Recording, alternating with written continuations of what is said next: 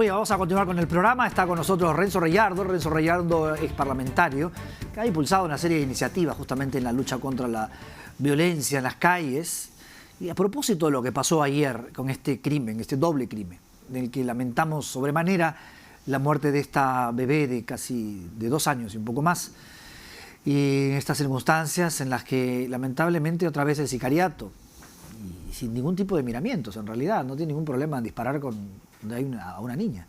Renzo, ¿cómo estás? ¿Cómo estás, Armando? Muchas gracias por la invitación. ¿Qué más sabemos de este caso? Sobre qué pasó, qué circunstancias hubo ahí alrededor de este crimen. Yo tengo acceso al parte policial que hace el suboficial a cargo de la denuncia en sí. Se sabe que esta persona recibió una enorme cantidad de impactos de bala que lamentablemente trajo como consecuencia su deceso y el de su menor hija de 2 añitos, lo cual indigna y lo cual nos sigue haciendo reflexionar de la impunidad con la que actúan los delincuentes en nuestro país en términos generales, no solamente en Lima, no solamente en zonas convulsionadas, en todo el país es exactamente lo mismo. Se saben impunes los delincuentes y se sabe que hay una persona de una nacionalidad extranjera que por lo menos ha hecho la denuncia y tiene alguna información porque ha participado como testigo de lo que sucedió. Todo parecería ser un ajuste de cuentas, Armando. Sin embargo, también he tenido acceso a los antecedentes de la persona fallecida, del padre de la niña, y parece que no tendría antecedentes. Sin embargo, hay algunos medios de comunicación que han manifestado que sí. Que sí. Entonces, creo que todavía es un tema que requiere una amplia investigación. Yo debo decir, porque he escuchado en algunos medios de comunicación que los familiares de estas víctimas se han referido a nosotros para que los ayudemos, como Alto al Crimen, que es la plataforma que nosotros manejamos, y nos hemos puesto en contacto con la familia. Dicen tener una serie de pruebas de los presuntos asesinos y documentación. En fin, todo eso creo que tiene que estar en manos de la policía para que esto se amplíe y se sepa y se esclarezca lo que ha sucedido con estas dos personas. Frente a este caso de sicariato, que en realidad no necesariamente proviene de grandes bandas, en realidad es sicariato, digamos, de gente que cobra poco en realidad, ¿no? Sí. ¿Qué tenemos frente a eso? Mira, lo que pasa es que el sicariato hoy por hoy se ha convertido en una actividad ilícita vinculada a los menores de edad. Los cabecillas de las bandas delincuenciales utilizan a menores de edad para realizar estos actos de sicariato porque saben que sus penas finalmente son faltas. Su accionar delictivo son faltas y no son penas efectivas. Entonces, es absolutamente beneficioso para ellos y para los cabecillas utilizar a menores de edad en actos de sicariato. Lo que nosotros hemos venido planteando, y es más, presentamos los proyectos de ley correspondientes y ahí saltaron algunos diciendo que no se puede ir en contra del Código del Niño y del Adolescente, que además iríamos en contra de los tratados internacionales, es que los chicos de 17 años, antes de cumplir los 18, desde 16 años incluso, antes de cumplir los 18 años, que cometan delitos severos para la sociedad, faltas graves tipificadas en el Código Penal, como por ejemplo el sicariato, el homicidio, etcétera, deben de ser sentenciados como adultos. Como adultos. Cumplir penas y probablemente... Cumplir penas. ¿Por qué, Armando? Por una sencilla razón, porque por encima de todo está la protección de la sociedad.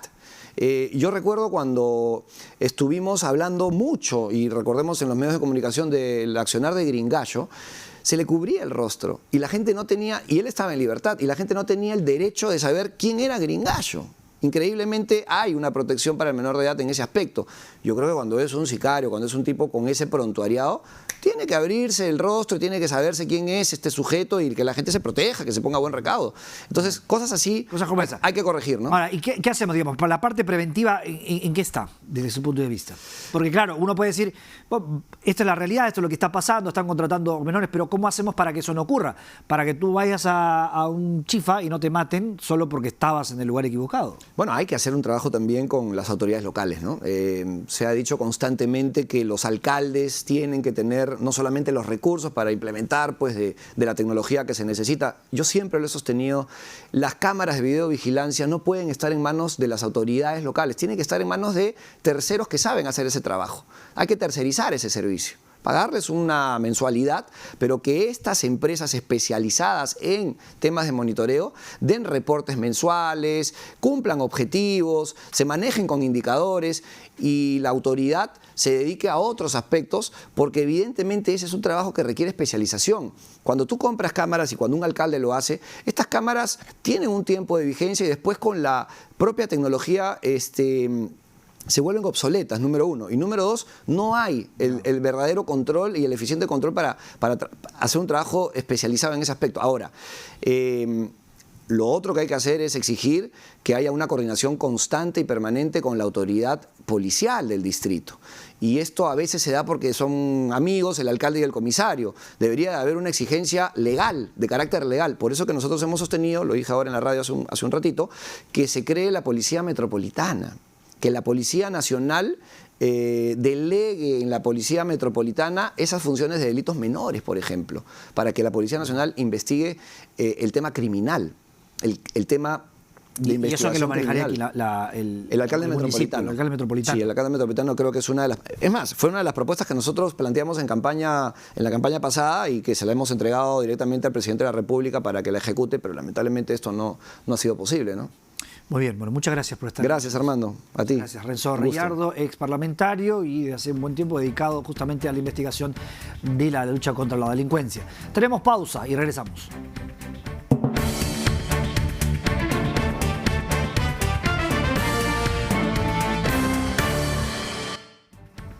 Hoy tenemos más información. Congresistas del partido aprista discrepan sobre el proyecto de ley presentado por Mauricio Mulder para prohibir la publicidad del Estado en los medios de comunicación privados. Otros parlamentarios plantean que esta publicidad sea regulada y no suprimida. Parece que el tan característico compañerismo en el APRA está en duda por las discrepancias públicas entre Mauricio Mulder y Jorge del Castillo. Todo por el proyecto del primero de ellos que prohíbe la publicidad de organismos del Estado en los medios de comunicación privados y que del Castillo rechaza de manera tajante. Pero a Mulder parece no preocuparle la opinión de su propio compañero de bancada. Ustedes son los que calificarán las cosas, yo no voy a calificar absolutamente nada sobre el tema porque no me interesa. Lo que me interesa es la opinión que está vertiéndose a nivel de la opinión pública.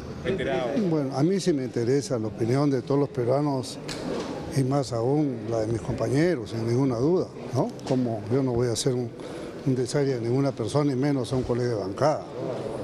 Javier Velázquez Quesquén también aportó para el debate y considera que las discrepancias se han debido tratar dentro de la bancada y no de manera pública. Estos temas, estas contradicciones debemos ventilarlas internamente y no fuera de ellas. Y yo lo he firmado en plena convicción de que es mi responsabilidad como vocero alterno. Pero si lo ponen sin interesarle mi punto de vista, ¿qué cosa me queda a mí? Quedarme en silencio, callado y cargando el baldón de una decisión incorrecta. El proyecto de Mauricio Mulder tiene como sustento evitar el despilfarro de recursos y la compra de líneas editoriales. Pero un integrante del Ejecutivo, como el ministro de Cultura, no lo respalda. Tenemos que permitir que cualquier gobierno, no solamente este, pueda disponer de recursos para hacer la publicidad que todos los gobiernos han hecho y seguirán necesitando en medios privados y en públicos, porque tenemos que llegar a la ciudadanía. Y están también quienes plantean un punto medio, o sea, regular la inversión publicitaria y no suprimirla de plano. Yo creo que aquí lo que debería hacerse es ponerse parámetros mínimos y máximos, o mejor dicho máximos en todo caso, topes, que la publicidad sea para campaña de salud, para información de las políticas públicas. Se ha abierto el debate. El polémico proyecto deberá pasar por la Comisión de Constitución. ¿Generará un terremoto en el Partido de la Estrella?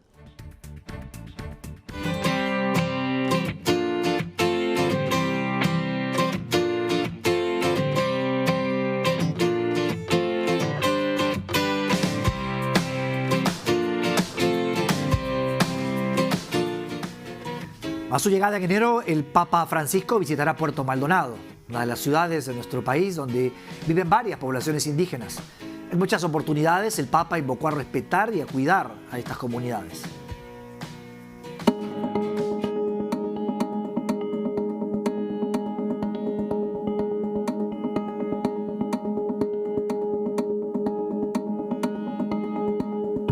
Pidamos que sean respetados los pueblos indígenas, amenazados en su identidad y hasta en su misma existencia, invocó el Papa Francisco al recordar que la identidad de los pueblos indígenas es amenazada por la cultura del descarte.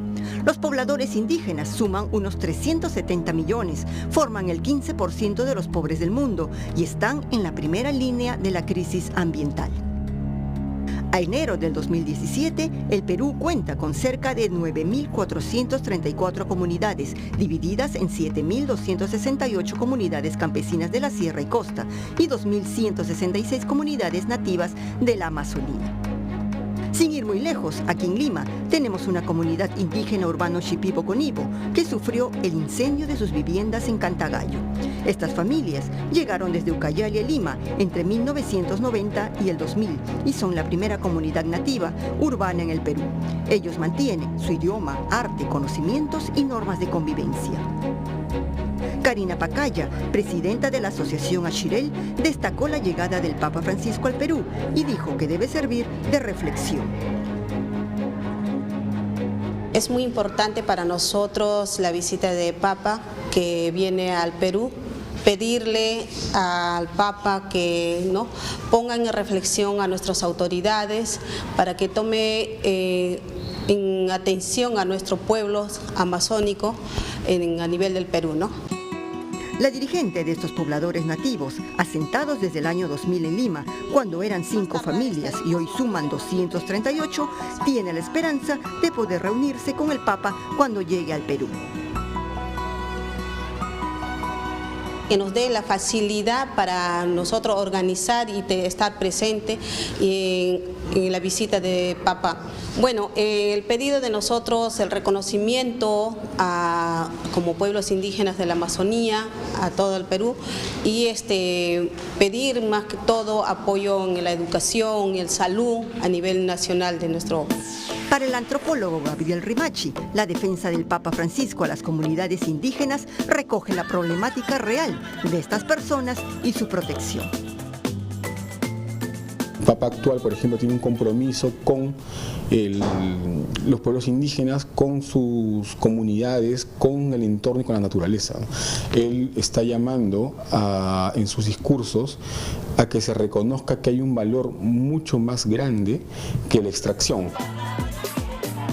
En el Perú, muchos de nuestros indígenas viven en rincones olvidados y remotos, y seguramente las palabras del Papa les ofrecerán confianza y regocijo. Rocío Vicente, RPP Noticias.